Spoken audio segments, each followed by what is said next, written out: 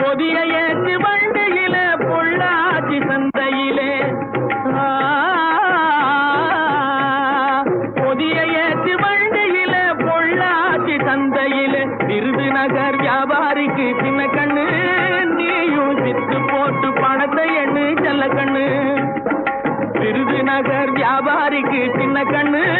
நீயும் வித்து போட்டு பணத்தை எண்ணு செல்ல கண்ணு